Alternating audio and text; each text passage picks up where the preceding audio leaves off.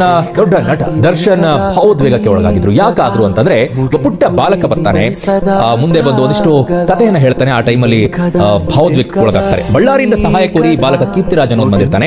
ಮಂಗಳೂರು ವೈದ್ಯರ ನಿರ್ಲಕ್ಷ್ಯದಿಂದ ಪಾಪ ಬಾಲಕ ಕಾಲನ್ನ ಕಳೆದುಕೊಂಡಿದ್ದ. ಘಟನೆ ಬಗ್ಗೆ ಬಾಲಕನ ತಾಯಿ ಹೇಳ್ತಾ ಇದ್ದಾಗ ದರ್ಶನ್ ಕಣ್ಣೀರನ್ನ ಇಡ್ತಾರೆ.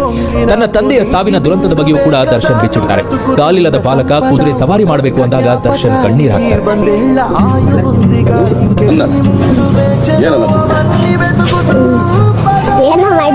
ಏನೋ ಮಾಡಿದ್ರೆ ತಿಂದ್ರ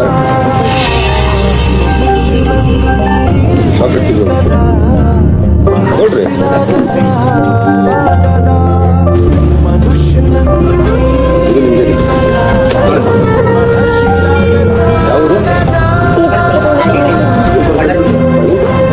ಮಂಗಳೂರು ಹಾಸ್ಪಿಟ್ಲಲ್ಲಿ ಕಷ್ಟ ಇದೆ, ಕರ್ಕೊಂಡು ಹೋಗ್ಬಿಡಿ. ಅದು ಡಾಕ್ಟರ್ ನೆಗ್ಲಿಜೆನ್ಸ್ ಇಂದ ಕಾಲು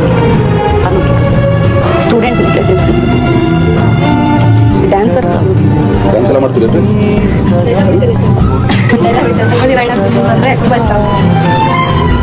ಬೇಡ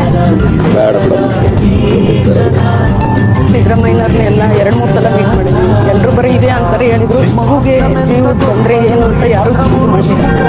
ಆ ಸ್ಟೂಡೆಂಟ್ನ ಇನ್ನೊಬ್ಬರಿಗೆ ಮತ್ತೆ ಈ ಥರ ಮಾಡಬಾರ್ದು ಅಂತ ನಾವು ಭಾಳ ಪ್ರಯತ್ನ ಪಟ್ಟಿವಿ. ಈ 2 ವರ್ಷ 1 ವರ್ಷ ಮೇಲೆ 8-9 ತಿಂಗಳು ಆಗ್ತಿರ್ತಾರೆ. ಒಂದು 5-6 ಸಲ ನಾವು ಬೆಂಗಳೂರಿಗೆ ಮಿನಿಸ್ಟರ್ ಕಣ್ಣಕ್ಕೆ ಬಂದ್ವಿ. ಕುಮಾರಸ್ವಾಮಿ ಅವರು ಟೆಸ್ಟಿಗೆ ಹಾಕಿತ್ತು, ಟೆಸ್ಟ್ ಎಲ್ಲ ಮಾಡಿ ಇಂಜುರಿ ಅಂತ ಬಂದರು. ಸುಳ್ಳು ರಿಪೋರ್ಟ್ 3 ಕೊಟ್ಟದ. ನಾವು ಸುಮ್ಮನೆ ಟೆಸ್ಟ್ ಮಾಡ್ತದೆ ಮಾಡಿ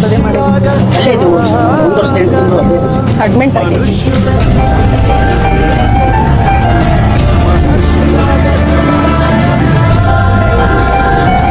ಇಲ್ಲ. ಈ ಹಾಸ್ಪಿಟ್ಲಿಗೆ ಏನಾಗುತ್ತೆ, ಪ್ರಾಕ್ಟೀಸ್ಗೆ ಅಂತ ಬರ್ತಾರೆ, ಅವ್ರಿಗೆ ಒಂದು ಮೇನ್ ಡಾಕ್ಟರ್ ನಿಂತ್ಕೊಂಡು ಕೂಡ ಇದು ಮಾಡಲ್ಲ.